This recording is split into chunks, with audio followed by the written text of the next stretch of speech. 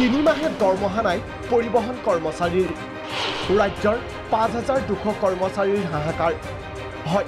অসম ৰাজ্যিক পৰিবহণ নিগমৰ ৫,২০০ কৰ্মচাৰী বিগত তিনি মাহে দৰমহাৰ পৰা বঞ্চিত হৈ আছে বাৰে বাৰে জনোৱা আবেদনত নাই সঁহাৰি বুধবাৰে ঘেৰাও কৰিলে পৰিচালন সঞ্চালকক অতি সোনকালে দৰমহা আদায় দিয়াৰ প্ৰতিশ্ৰুতি তিৱাৰীৰ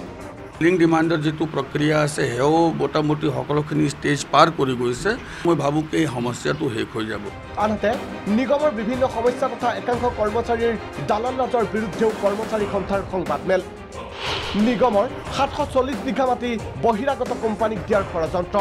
৪০ বিঘা এতিয়া আমাৰ প্ৰপাৰ লোকেশ্যনত মাটিবোৰ আছে এই মাটিবোৰ এতিয়া যেন দেখিবলৈ পাইছোঁ বহিৰাগত বনিয়াক দিয়াৰ কিবা ষড়যন্ত্ৰ চলিছে কেৱল কথাৰ ফুলজাৰি মৰা মন্ত্ৰী চন্দ্ৰমোহন পাটোৱাৰীক তীব্ৰ সমালোচনা কৰে সন্থাৰ সম্পাদক ডিজেন লহ কৰে পৰিবহণ নিগমটো তেওঁৰ বিভাগত নহয় বুলি ভাবে তেওঁ উদ্যোগটোকে তেওঁৰ মন্ত্ৰী বুলি ধৰি লয় মই বাৰে বাৰে কৈছোঁ কি কাৰণ আছে যে পৰিবহণ নিগমৰ কৰ্মচাৰীখিনিক সময়মতে দৰমহা নিদিয়ে ৭ দিনৰ ভিতৰত দৰমহা আদায় নিদিলে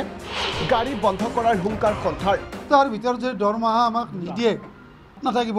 আমি লঘনে ভঘনে থাকিম ল'ৰা ছোৱালীক স্কুলত পঠাব নোৱাৰিম তেতিয়া হয়তো আমি এনেকুৱা অসম ৰাইজক অনুৰোধ কৰিছোঁ আমি গাড়ী বন্ধ কৰিবৰ কাৰণে হ'লেও আমি বাধ্য ভিডিঅ' জাৰ্নেলিষ্ট পিংকনৰ সহযোগত ইফতিকাৰ চৌধুৰী প্ৰাগ নিউজ গুৱাহাটী